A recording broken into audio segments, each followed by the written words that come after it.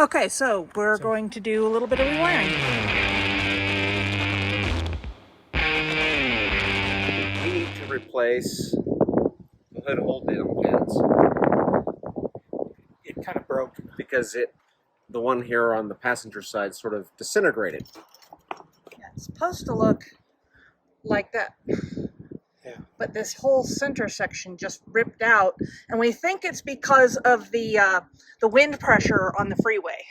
Oh, yeah. Just wore it right out, because it was fine when I put her on the trailer And at Krawl America after it was done. would it have unscrewed itself? You know, there's a possibility of that, but Yeah, because it looks like this is threaded to go together. This is actually inside the body, right. but And it's got two pins to screw it down. But it does look like that threads into the body as well. Yeah, so. But these were originally bleep and Jeep pins, and appreciate them selling those. In fact, I got to talk to Matt Pavel when he saw it in Grand Junction and said, "Wow, I've never seen those on a TJ before." Well, they went on just fine, but he's no longer carrying them on his website. So these are just from Amazon, and honestly, they appear to be a direct replacement, if not the same part, just sourced from a different place. Yeah. So if you have bleep and Jeep hood pins and can't get them anymore and need to replace one or both, this is an option. Probably put a link. Yeah, I can put a link at the bottom, sure, no problem. Watch, the hood's coming down. Got it? The good news is the part of this we have to work on. Yeah, it's here. The bad news is it's here.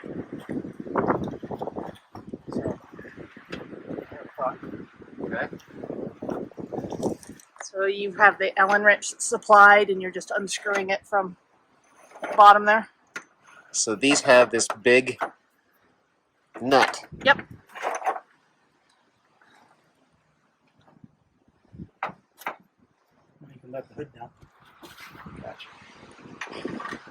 Well, be prepared for this to be a greasy endeavor. Yeah. And so this, come on, I want all the rubber to come off.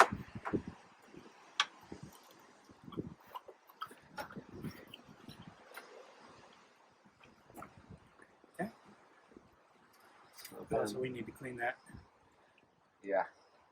So, yeah. I mean, this definitely does screw into the bottom. And so what may have happened May have worked itself loose. is that this worked itself loose, and then the guts of the thing came apart. Yeah, because if you look inside, Mm-hmm. you can see the spring. Yep, I see it. And so that probably all went flying off somewhere. Yeah, he was thinking we missed some parts. Yeah. Somewhere on the highway somewhere. It's even the same size. Yeah. But yeah, we gotta get this little bit of rubber cleaned off. Okay.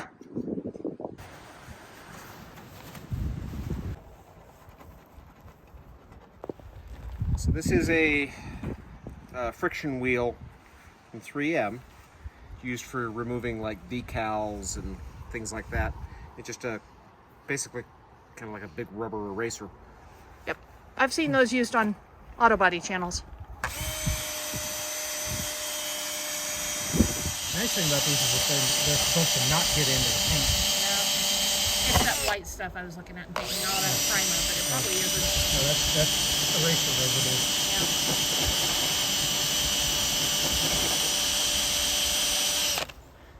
The edge there is just tearing it up. Yeah. Tearing up the wheel. Yeah. Yeah. And it's not quite getting the rubber. That rubber's been there for what, 3 years now, Roy? Yeah. Since we rolled her out the first time? Yeah. Kenneth was saying something. I don't know what he's saying. Yeah, normal. That stuff's behind. It's going to be behind the. I missed the first time. What you were saying. Sorry, it got maybe stuck long enough that it's just going to stay stuck. Yeah. It's adhesived. It's like its version of red Loctite. Well, and it'll be behind the thing anyway. Yeah. Cool. I think it's probably okay. I do notice that there's a little bit of deformation in here. There's bumps and such. Yeah. I mean, beyond her hail strikes. Yeah. So I think this may have been slapping around a little bit. Oh, I'm sure of it. If it was going freeway speeds, and no limo can pull pretty well. Listen. New rubber gasket. Yeah, it was in there. And then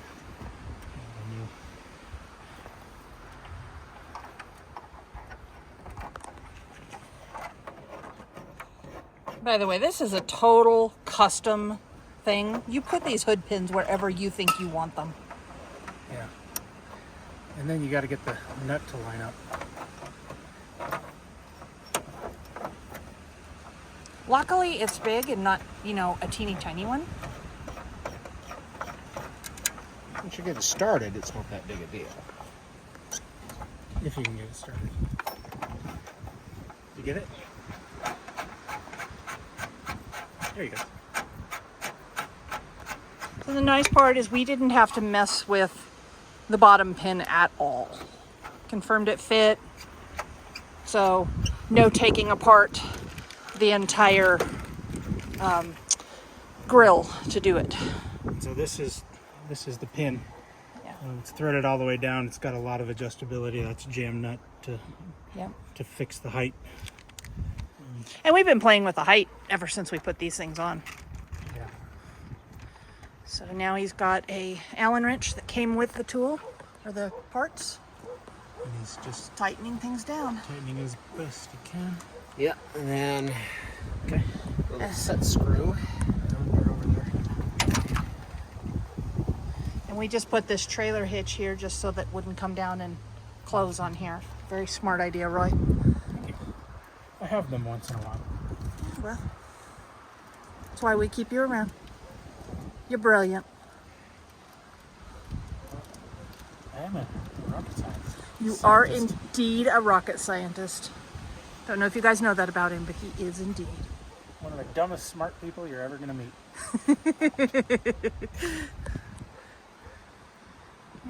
Just working the set screw, and it goes. This is the old one, so it's really dirty, but up in. That is what's supposed to keep this thing from all backing off. And it's probably what we lost. Well, no. No? I'm thinking the inside part. Just unscrew. Well, we Unscrewed. didn't. Oh, gotcha. Yeah. Because there's no set screw on it. Yep, I agree. I wonder if taking them apart and Loctiting them would make sense. At the time, we weren't 100% convinced they were even going to work, and that was 3 years ago. Yeah. And looking at this one, this looks intact. This is not Yeah. working out, so So this one's... I'm gonna ask while we're here. Looks like the new one has a slightly different finish than the old one. You want to replace both of Do them? you want to replace the other one? I have no reason to. Okay. Oh, what? That's the little ball bearings. Oh, bearings came out? Yeah.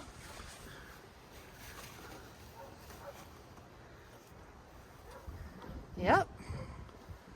That's when it came unscrewed. Those bearings came out of the Yeah, it came out of the guts. bits. Of Yeah. the, Looking thing. are we good? Let's find out if it works.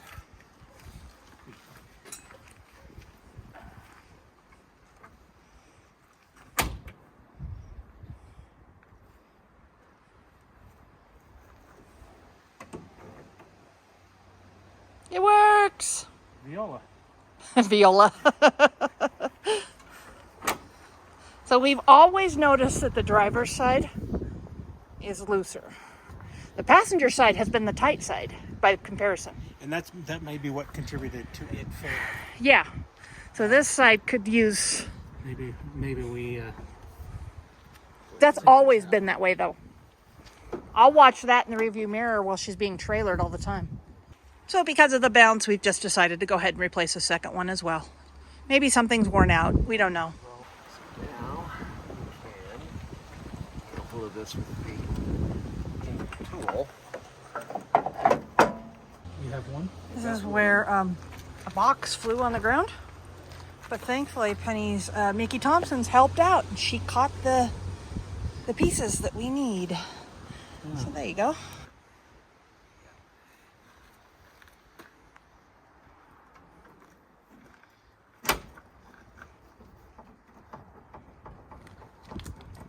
Seem about equal. That's good because it used to be a lot worse on the driver's side. So that was good. Okay, so April jumped in the cab and flicked the switch. In our relay box here, we could hear the relays clicking. So the relays should be supplying power to the compressors, but they're not. So it's either a broken wire or a bad fuse. Bad fuse, yep. One of the Or weren't you guys talking about a pressure switch? two. Oh, Or the pressure switch, yep. well, does the pressure switch interrupt the power to the relays? Yeah. So the relays would not have breaked. No. The pressure switch is in line. Yeah, because I would wire up a pressure switch before the relay. Let's find out what's going on with our pressure switch.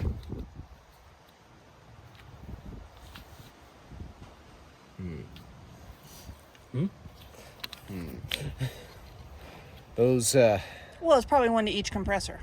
well, that's a, No, that is, It completes a circuit. It's a switch, basically. Yeah. So there's an in and an out. Oh, okay, gotcha.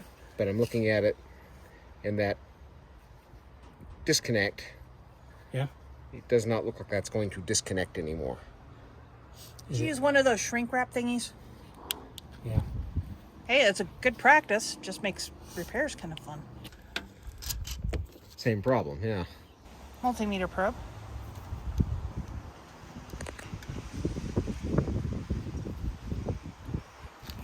So that should be making contact.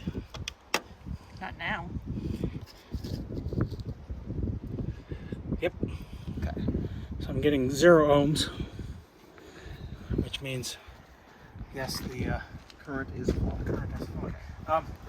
So can you, April, go turn on the switch? Yeah.